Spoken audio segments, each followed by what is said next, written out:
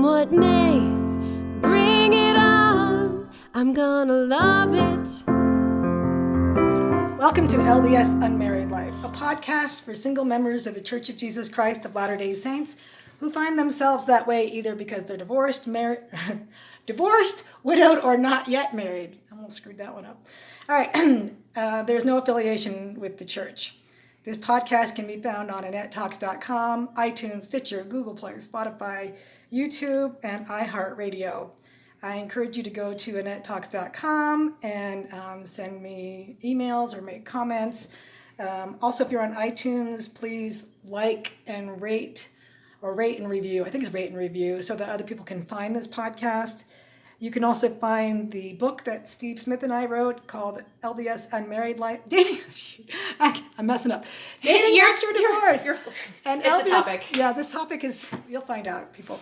But it's called Dating After Divorce, an LDS Survival Guide. And I think it's pretty handy. Sometimes I'll go back and reread my own advice when I'm messing up in my relationships. Anyway, so this is the same group minus the therapist from the betrayal episode, although she might have been an interesting one to keep around. Minus Steve. Oh yeah, minus Steve. Sorry, Steve. I'm always sorry Steving today, but so we all were discussing what it is we should talk about in this episode, and I think I'm going to end up calling it "Let's Talk About Sex, Baby," because what it started out as, let's talk about how important is physical attraction. And let's face it, that's really the reason why we're concerned with physical attraction, is that eventually we're hoping to engage in sexual relations with a husband again. Sexual compatibility. Yes. Because for many of us, it's been a while. And so let's go around and introduce the group before I forget, since I'm all flustered by the topic. So this is Annette. I'm Annette Bybee. I'm 50. I've been divorced for almost 4 years now. I have 3 girls, ages 11, 10, and 8, and I like long walks on the beach. And pina coladas. And murder mysteries. If I can find a murder mystery set on the beach, then wow. That's, all right, Emily. I'm Emily. I have 3 little cuties. They're getting older by the day and taller. They just need to grow one more head, all of them, and they're just about the same height. You want them to be 2-headed? Yeah. Wow. That's a lot of noise. Sorry, not what you meant. Huh? No. But, so I'm really excited about that. Kind of nervous, but excited. They're pretty excited, too. Pretty sweet. Excellent. I'm Melissa Sardoni. I'm 50. I've been divorced for about a little over 4.5 years. I have 3 kids. They're all growing up fast, too. I just bought a house. I'm doing lots of gardening, and life's good. It's really good. Nikki. My name is Nikki. I have 4 kiddos. They are high energy. Therefore, I am super high energy. I am quick-witted, and I think I'm funny. So the main characteristic I look for is someone who can make me laugh, someone who's not so serious, because life is way too serious. And not to jump the gun any, but isn't funny extremely sexy? Yes. Yes, it is. Absolutely. So is competency. Yes. When you see a guy who's really good at something. And Oh, you're right. I'm Jocelyn. I didn't say how old I was last time. I'm 42. And actually I'll be 42 in August. I am jumping the gun. And I have a 19-year-old who'll be leaving for Rexburg in September. And I work in telecom. I have a dog and a cat. So your birthday's next month? My birthday's in August 18th. Are you going to have a party? Because we want a party. We need to have an 80s party. I think I did one for my birthday. Shouldn't we do an 80s party? Yes. Oh my And we all gosh. dress up in our 80s clothes. I would be so Can we all have it over at your that. house? Because my house is too small. Totally. Let's do it. Because We're my making house a is plan. like, I live in a cottage, and given the weather in Colorado, there's never usually using the yard's iffy. So. No, should still be nice enough that we can do half of it outside. Yeah. So yeah. We'll do it at my house. I have a big new backyard. That's true. Oh my gosh. What part of town are you in? I'm in Littleton. Okay. Yeah. Yeah, well, let's make it happen. We'll do an 80s party and go all out. Yeah, sweet. I'm a big 80s I'll even fan. supply the Aquanet. and I will fluff you out. I will zhush you out before you can walk in the door. How about That would be Yes. awesome if we could have like a hair station. Hair station, yeah. Totally, and maybe a leg warmer station. Although in August, maybe not so much. Yeah. All right, so I'm excited about this topic and nervous at the same time. Yes, You know what? I Jess. think it was one of the things that I feel like I probably should say. I am a convert, and I joined the church and then I got married, and then I was kind of unconverted for a while. So as we talk, understand that it's been like 10 years and I am temple worthy, and I am not advocating that anybody be anything less than that. Yes, no, that is. I'm glad you Yeah, raised I'm glad that you point. mentioned it. This is a podcast geared towards those who are living the gospel standards. Yes. And so we'll never ever promote anything that does not live up to that. However, it dawns on me that I may have like Thoughts. wisdom that I can impart to save other people from heartache and sorrows All that right. I've been through myself. Well, so. we all know that when you break the law of chastity and you do things that are outside of the law of chastity, it brings nothing but heartache and Yes. misery. Yeah. And so our goal is to get into that situation, namely marriage, where we can be intimate again and enjoy everything that goes with that. And I just want to say at the outset that to me, the being sexually active with your husband or wife, if you're a guy, is not just a physical thing, it's a spiritual thing. And so I really look forward to being able to do that again someday. when I'm married again. But In the not- meantime, I am incredibly productive. right. People are like, why are you so productive? I was like, it's called celibacy. Yeah, celibacy will keep you busy being productive, that's for sure.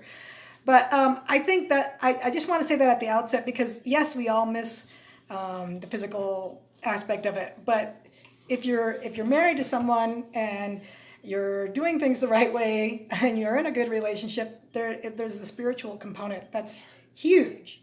And so we all want to get to that point. But when you're dating, when you first meet someone, the first thing is generally a physical attraction if you're meeting them in person for the first time. Sometimes you meet someone online and you text for a while and then you get to meet them in person. But when you meet in person for the first time, obviously there's going to be that, am I attracted or not attracted? Well, I think that we hope there's going to be. And sometimes, so I've to be honest, there's been 2 times in my life where I've engaged in like a benefit of the doubt date, where I had a first date and I was like, but this would actually probably be somebody who's really good for me and I need to give this a shot. So someone you wouldn't usually date, but you thought Yeah, this or that after the first one there just wasn't any connection or chemistry, but at the same time I could see how it would be a really good relationship if I could talk myself into it. And sometimes Oh, the first date and is is to that be really the best judged. thing to talk yourself? Actually, it is. Vegetables are good. I should do this because Like vegetables are good. in my dating, those were actually the 2 longest lived relationships I've had. Okay. So I think part of it is that sometimes what we are attracted to isn't good for us. Mm-hmm. And we have broken pickers. And especially, I mean, and that's not always the case, but we are divorced, so we maybe need to like examine that and when, to find out if what we are attracted to, what feels comfortable, that what lets us like let our guard down and like feel like that there's an emotional connection, that it might be that it's something that's not good for us, in which case we might have to wait a little bit longer before the physical attraction kicks in, because it turns out it does, but sometimes it's not immediate. That's a good point Yeah. because sometimes physical attraction grows over time. Yeah. Because, Yeah, and absolutely. this guy that I've been seeing, one time we were kissing. And after, we both really enjoy kissing each other. It's like really good kissing. Hopefully by the time this airs, it's still happening. But He's gonna be dying, turning red. but we both were like, started having this discussion like, so what do you think it is about kissing that is so enjoyable? And he said something like, well, I think part of it's psychological, like how much do you like the person? And so I've been thinking about that a lot because how sometimes you kiss someone and it's like, eh. And other times you kiss someone and it's like, wow. Right. Right? Yeah. But sometimes you can go from to wow as well with the same person, which I have makes... not experienced that. Oh, you haven't? No. I've experienced it. Well, first of all, there's nerves. I mean, it's not like first to second kiss. It's not like that. It's like, this is not going anywhere, kind of a... Well, it could be both. I mean, sometimes the first kiss is just I awkward, haven't like you're getting used to experienced- each other's lips. Yeah. I trust Right. it can happen. I Physical. trust you guys that it happens. You're getting I used to have each not. other's kissing style. Right. Like that's happened to me before where like, okay, the first time we kiss, it's like, oh, a little awkward. We both don't know what's going on. But if we like each other well enough, we're going to move on to another kiss, and then eventually, And practice a bit on each yeah, other. she practiced a bit. But there's like nonverbal communication, and a lot of it is how observant is that person of you and like how you're reacting, and vice versa.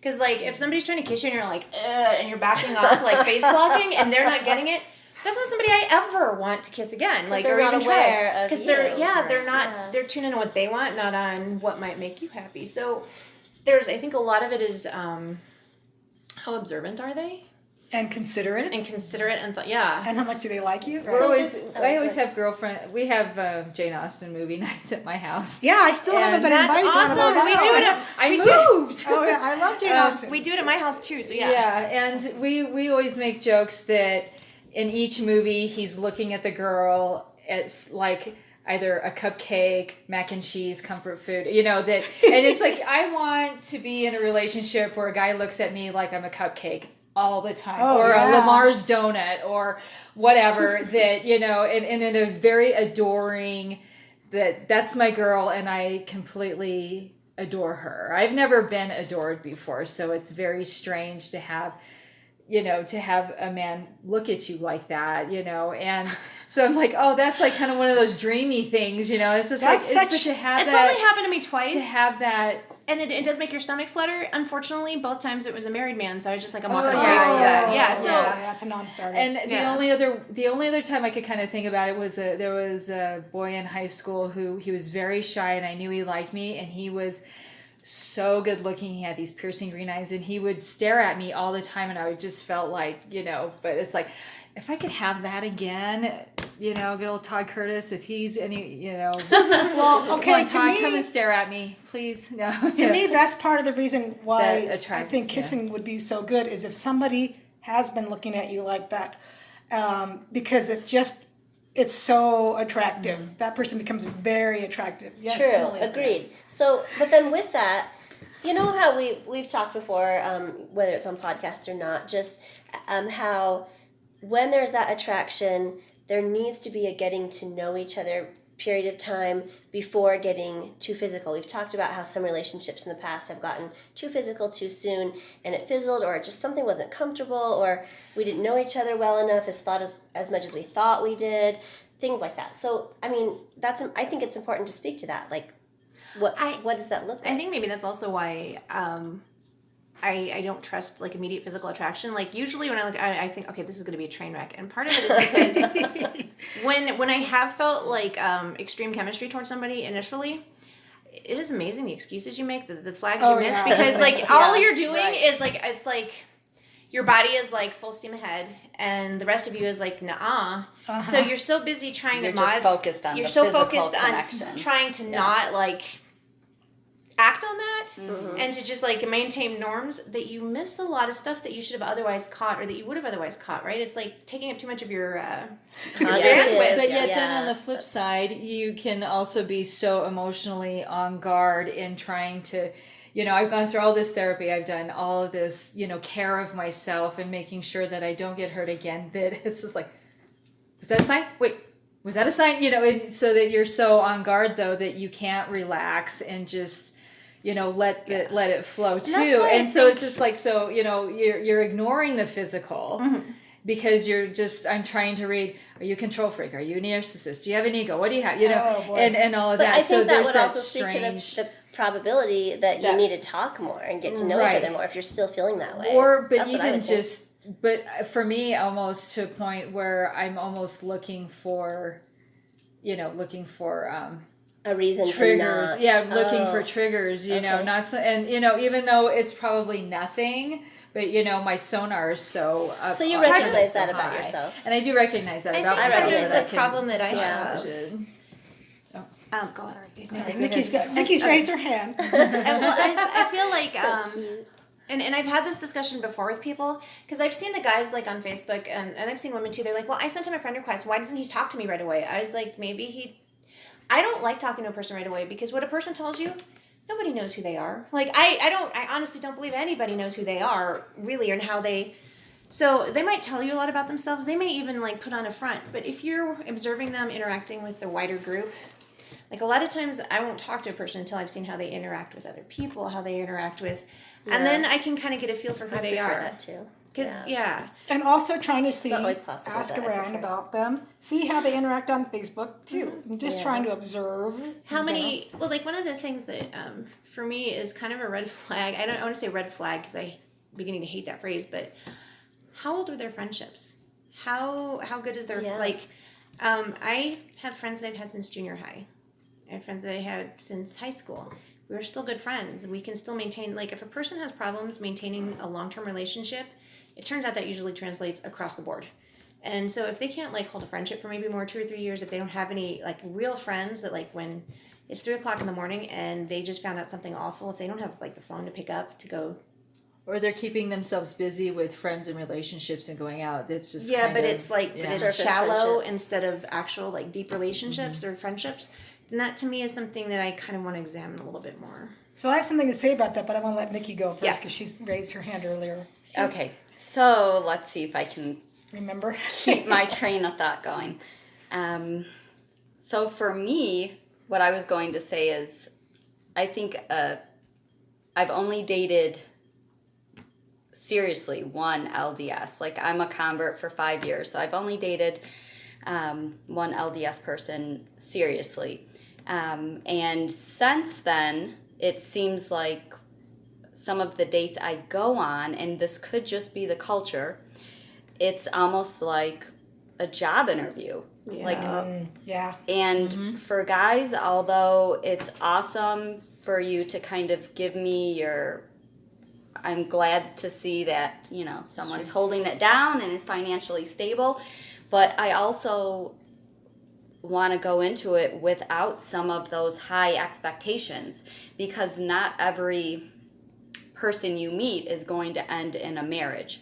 I'd rather see how you interact together and if you can have fun and just So it's kind of like you want to say, that You this was want a great to- interview, like, you so our want to next see- date, I'd like to do something easy breezy. exactly fun. like kind of like work to that step. Like let's see if you actually maybe don't have all of those high expectations, because sometimes when you have all of those expectations, that can kind of set you up to fail at the beginning. I think men though, a lot of their sense of manliness It's is that based on resume. their ability to like.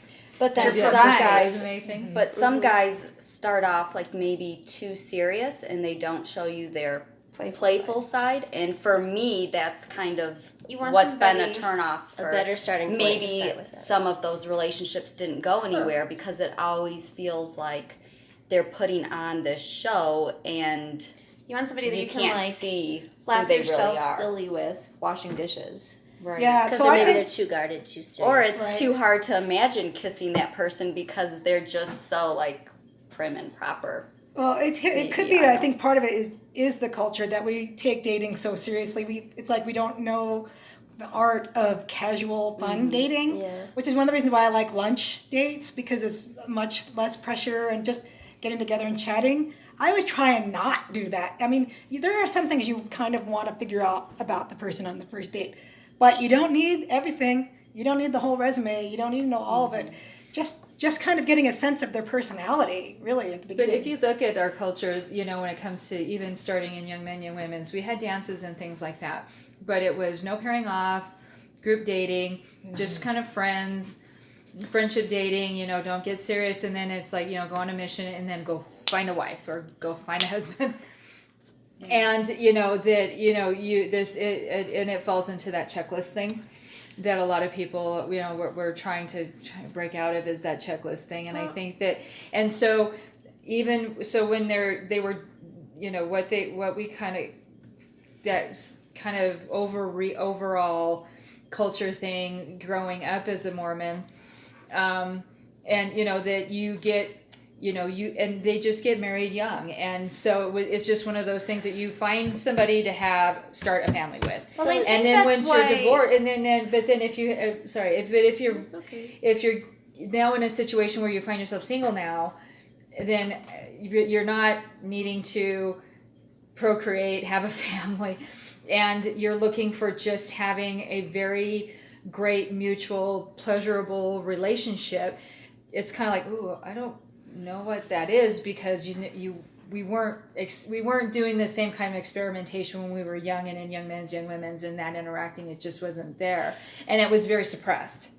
So I think it was, and I think we just kind of, we don't know. It's not a natural thing. Well, I think that one of the reasons that they tell the kids to date lots of people and not to pair off is so that they know what they want.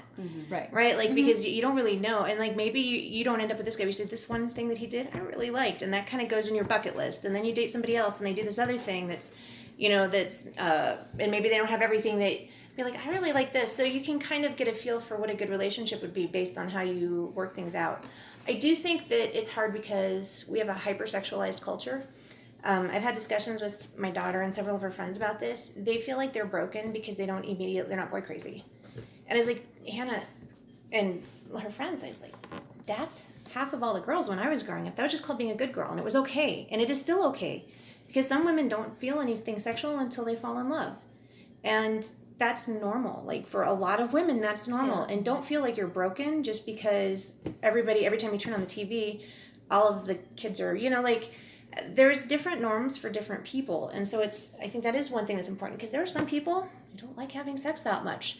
And hopefully they will find somebody who is of a similar mind. Well, and I think that's why it's important to, be open about that. We're not advocating to go out and have sex, but it's important to be able to talk about it, because I think a lot of issues that you have in marriage, at least in our culture, maybe you're not as compatible as you thought, but some of it could have been avoided had you had some of these discussions. So I like front. that. I want Go ahead, to Emily. just say really quick here. So the importance of when to talk about certain types of topics, because sometimes being open about intimacy can be a type of pornography in itself. It can be titillating. Mm-hmm. So I think it needs to be approached very respectfully, carefully.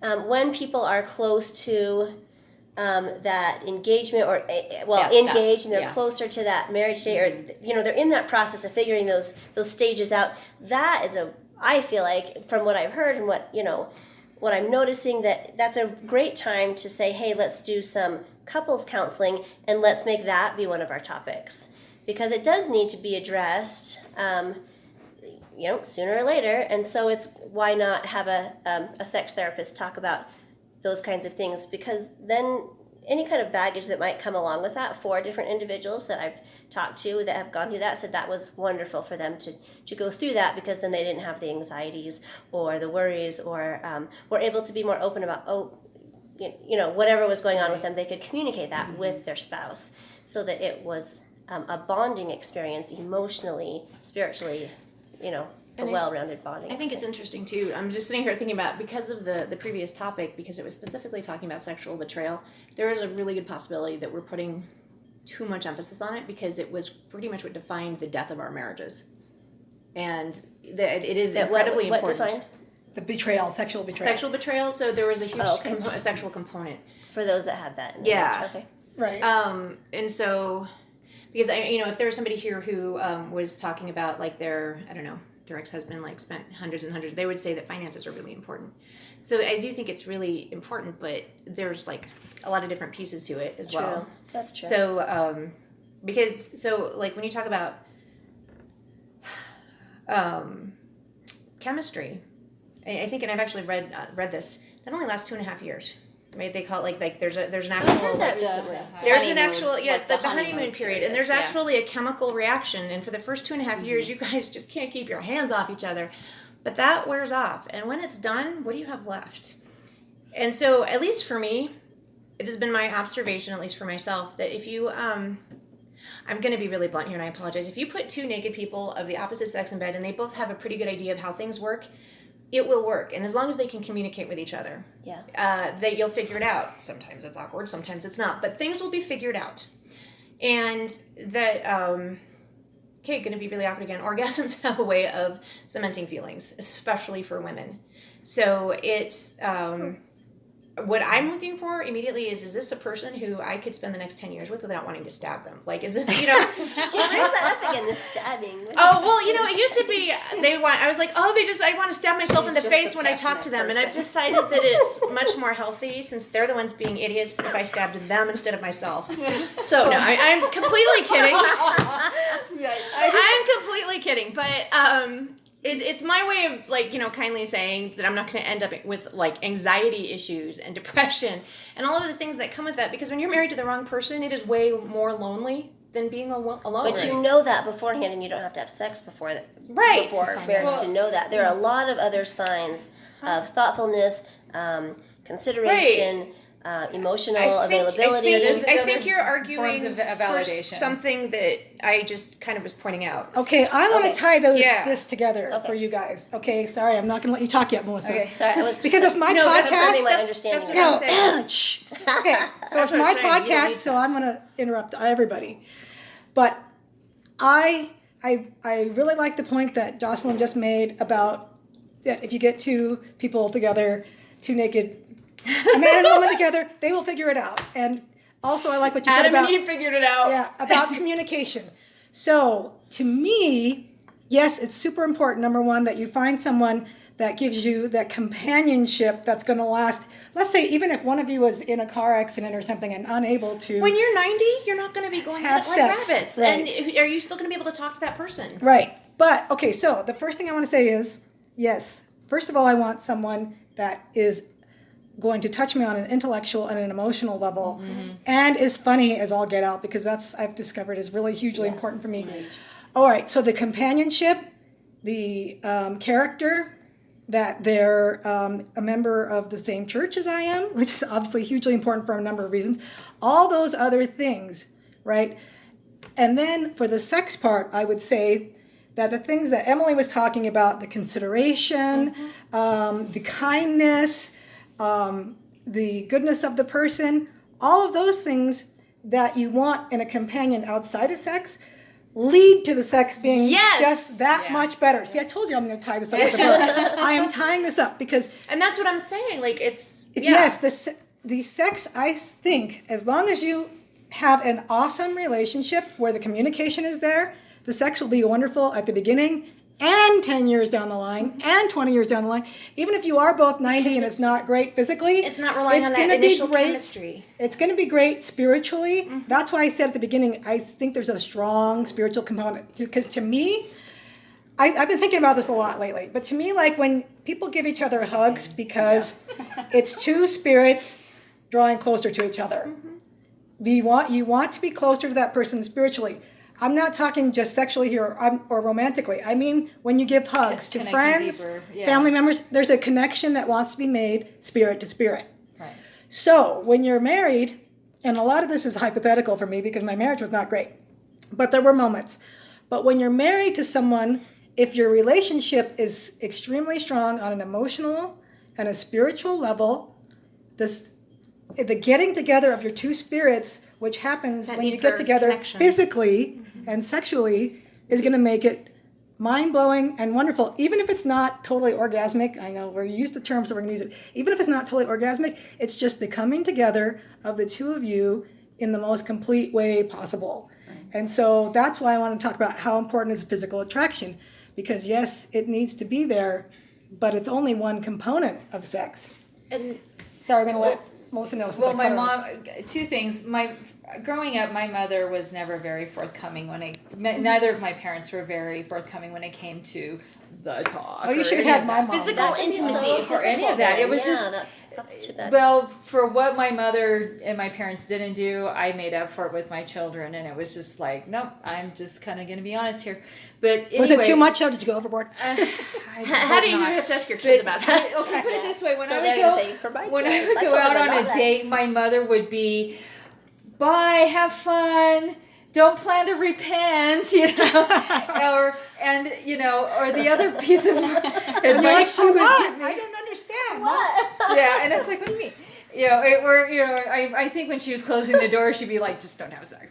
But, and then the only really sound piece of advice I remember her saying is that any boy can stimulate your body.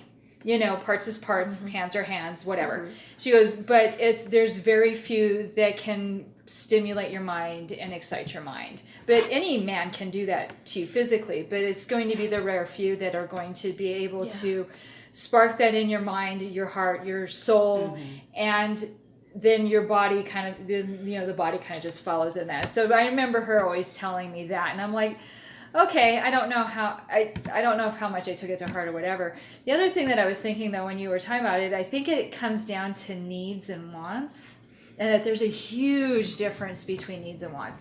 If I want to be in a relationship where I want somebody in my life, where I voluntarily want them in my life, that I'm not needy, I don't need them for anything, they're not filling something that I don't have, they're filling Like it's not a codependent they're not relationship. they're not making up for some shortcoming, that it's because I have a fabulous life, I have a happy life, I know what joy is, I'm experiencing joy, I would love for you to join me on the ride. And that's a want, that's not a need, that's a want. And I think that, so a lot of times when it comes to whether it be this emotional relationship or even a physical one, it's just like, do I want to engage this person both, mentally and physically, or do I just need them because I'm lonely? Am I alone? Am I lonely? I feel so the there's all same those way. different kind of. I want to be with somebody things. because I want to be with them, not because I need them. And I have actually talked to many men, and they say, no, she needs to need me. I've heard that from men too. I've heard that from so many I men. don't think they understand. I don't think they understand, because I'm I like, think do you it's understand I'm making a choice? And I was like, are you just saying that you want to have the latitude to be Maybe they want a jerk? codependent relationship. Yes. Well, They're like, I need a woman who needs me. And I'm like, I think it's that hunter-gatherer provider Stroking the ego. thing that just it's like a hard wire in the man. And I think though that every man it's just who's really ever said strange. that, though, they move on and they end up in a permanent relationship where you can see later on that they're not happy. And I'm like, Okay, so find the doormat. I have to raise something really quick then, because this reminds me of what we talked about earlier when Jocelyn said that sometimes we don't know what it is that we need or want. And that this reminds me of, we had another podcast where we talked about whether or not we would we would have a matchmaker in our life or an arranged marriage. And we said, some of I think us we have got agreed broken pickers. that if Heavenly Father would arrange a marriage for us, we would go along with it. So this brings me back to the thought that sometimes we're looking for something that we think we want. It's not necessarily what would be best for us. And so if we are more open to something different, and if we allow Heavenly Father to bring things into our life that are different than what we're looking for, we might be surprised at what comes along and that what meets, I'm going to say needs, in our lives that we didn't even realize that we had. Well, because I think there are certain things that we need that someone else can bring in to complement us.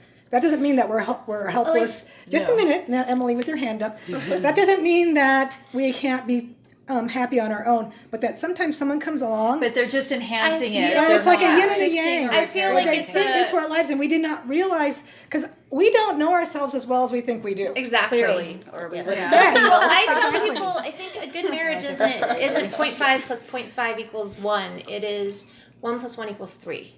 Right? Where like you're great and you're doing good on your own, and he's great and he's doing good on his own, but when the two of you are together, you amplify each other. Right.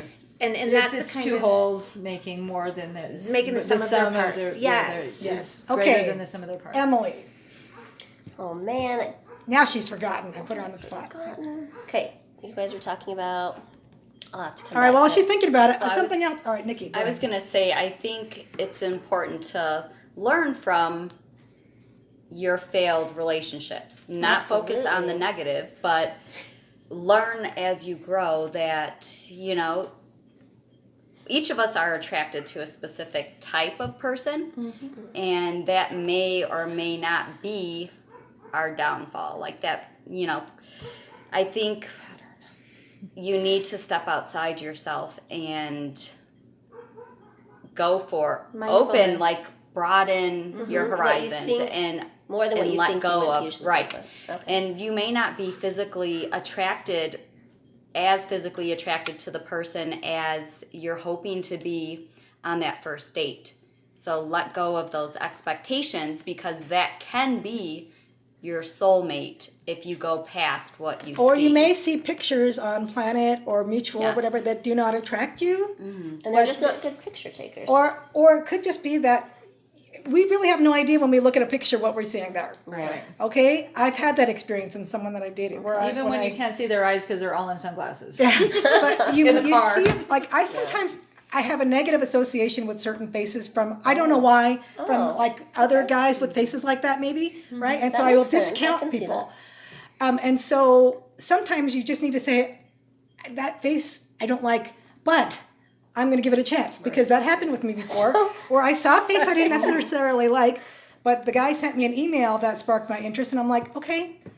And so we went out and the face was not anything like what I thought. It was, I had preconceived notions that were wrong. So And the so, not liked face became the okay face. or yes, the liked face became a very endearing face to me Aw. because I opened up to it. And so I'm just saying, people, just because you meet someone or you see someone across the room or on Facebook or Planet or whatever, and their face does not automatically attract you, don't just immediately Don't discount it. discount it, right. Give it a chance because maybe someone has been put in your path for a reason. Heavenly Father's goal is for us to have joy. Yeah. Right? So, like, at least for me, I very rarely get promptings on anything, but there's been twice now where I've had like a really obvious, strong prompting about somebody that I should be interested in. And in both instances, it totally didn't work out, and they obviously didn't feel the same way. But I guess like my takeaway is, and in both instances, they were someone who I would never have considered otherwise. But I you needed learned a slap something. in the back of the head for me to have ever considered it. Like, Yeah, like you a learned real- something from it. I mean, you And were he able will to bless get a us, positive from it. even if they don't choose us. I think my takeaway in both instances was it doesn't matter because like he'll never take anybody's agency. So they may be getting that prompting, they may not. But if we're obedient and we at least like are willing to that to try that, we're gonna get it. And again, when somebody who would be good for us comes up, right? Yeah, like it's learning to recognize that and yeah. going with that and And rolling realizing with what's good about that person or that, that Mhm. friendship. And what it that was interaction. that they had that you could have, you know, that Heavenly Father maybe saw.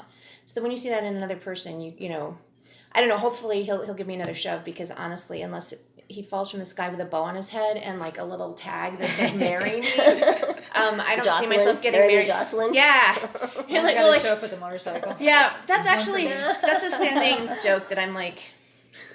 I think another big part of my problem is that. You have to stop saying that. Oh, well, when I say my problem, okay. So another reason that I'm not married is that when I moved to Colorado back in like 2005, I would find that in my head a lot of times I was saying if I just had a husband or just had a boyfriend, then they could do this and this and this for me. And I decided that I was going to do those things. Every time I found myself feeling that way, saying that, I was going to learn how to do that thing. And so now we joke that I'm a motorcycle away from being the man I want to marry. And Oh, that's me too. yeah, and it turns out that there's, I feel a lot of times like I'll meet a guy and I'm like, I'm more of a man than you are. This is not going to work. Oh. Like, But as he far may as, have hidden talents that you don't know. he may, but you know, I do take the time to find out. But a lot of them aren't even really interested in. They want moms. So yeah, I don't want to. Oh, that reminds me. That takes me. Sorry, let me just say this one Okay, really good. quick thing, and then Emily has the floor. I remembered. It took me back to that website that I mentioned in the last episode, which was called bloomforwomen.com. And there was, and I didn't get to it, but there was a course called Mother and Meshed Men. And I've got to go to that next Oh, because now we I'm so want to curious. watch out for that. Okay, Emily. Okay, so this is a thought I had a little while back. So sorry, I'm kind of moving backwards here.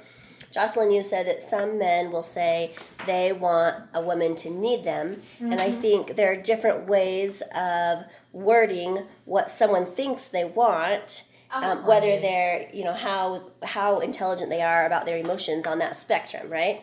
So if they're like aware of maybe a better way to word it or things like that. So something that just kind of popped in my mind was Wendy and President Russell Nelson, were talking about their, you know, how they found each other and some of the things that go along with that and things in their marriage.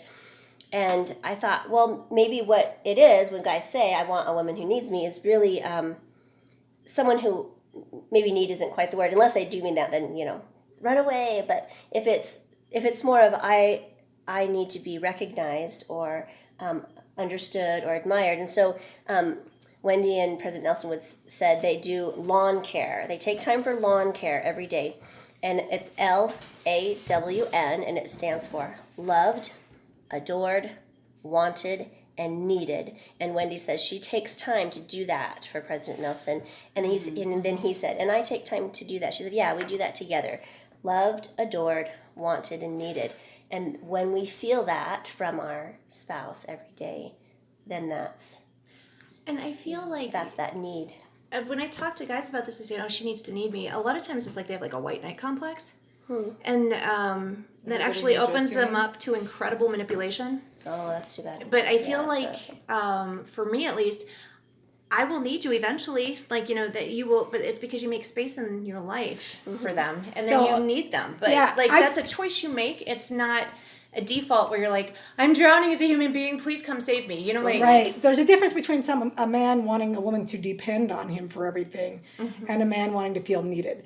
And so I think that when men say they want to be needed, they're really saying they want a woman like what Emily just said, who'll make space for them. loved, adored, appreciated. Men like to be appreciated. Right. Oh, They I like really words do. of affirmation Yes, just like women exactly. do. And And other things, You know, but but yeah, thinking about the especially- lawn thing, though, if you think about it, the L and the A and the W, loved, adored, and Wanted. wanted, those are the responsibility of the individual.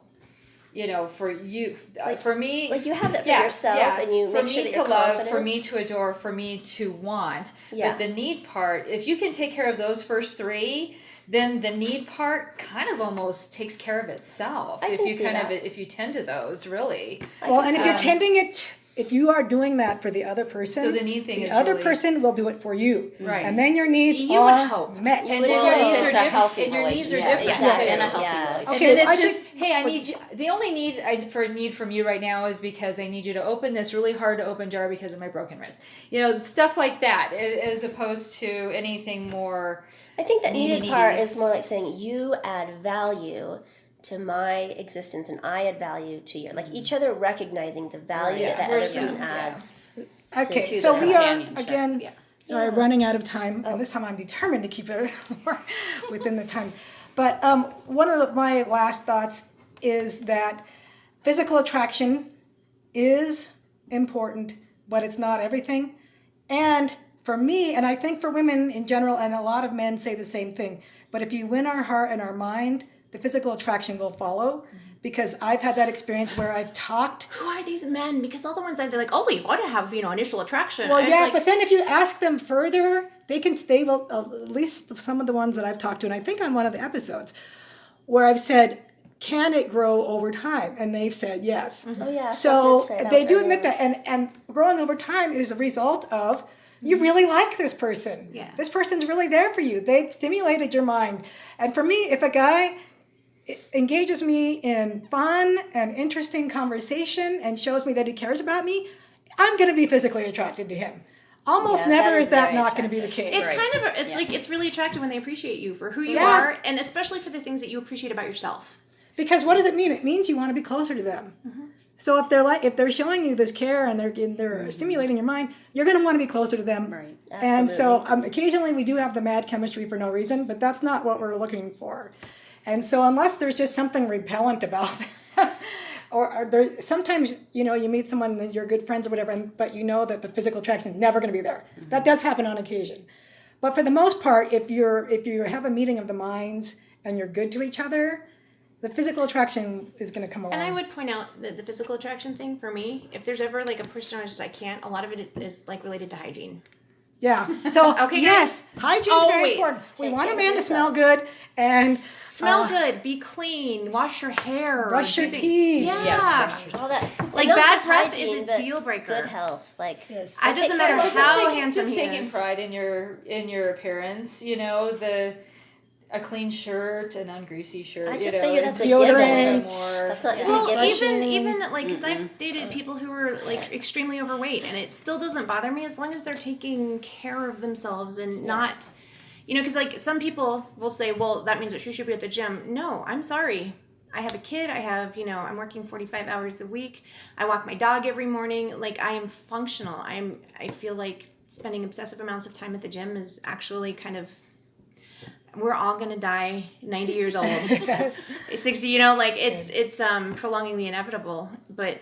And it's also how a lot they of feel about life. their own body makes a difference too. And that goes back to the If they're comfortable psychological. with it. Or Yeah. where they're not apologizing for, whether we are as women aren't always apologizing or excusing, this is me, well this is the way I am, or this is, you don't want to see somebody, I really don't want to entertain a man who's doing the same thing either. Now they're not as open, they don't excuse themselves the way we do, but you can see it in their behavior and in their manner sometimes on how it's, they'll kind of sorry about. Oh yeah, so that's a that's- good parting shot, is that self-confidence is sexy. Mm-hmm. And so not arrogance. There's a difference between arrogance. We don't want someone who thinks that they're better than everyone else, but someone who's confident in who they knows are, what they have and owns it. knows what they have in every every facet of life. Love it. The physical, none of us are perfect, but let's love our bodies. So, and let's not talk them down. Know what you got and work it. Yes, know what you got and work it. And so when I meet a man that's self-confident, that's attractive. But when I meet a man that's constantly wah about this, that, and the other, not attractive. So, all right, we are at 46 minutes, so we are going to wrap it up here. But thank you, ladies, and anyone that wants to come and comment on this, go to AnnetteTalks.com. You can listen on iTunes, Stitcher, Google Play, iHeartRadio, YouTube, Spotify, etc. Thank you. Or if you want to talk to any of these ladies, contact me at AnnetteTalks.com. I'm on Facebook, Jocelyn Armstrong, only one in Colorado. I'll be tagged in Annette's Facebook page if you want a message. That's Melissa That's talking. Melissa. Yeah. All Same right. here. Same for Emily. Same. Same for Nikki. All right. Well, yeah, they're all Let's do Facebook this. friends with me, so you can friend me on Facebook, Annette Mashler Bybee, if you want, and find the ladies there, and I'm happy to pass on messages. All right. Thank you for listening to LDS Unmarried Live, where LDS singles gather. I'm gonna bloom where I'm planted. I won't take things for granted. Come what may, bring it on. I'm gonna love it.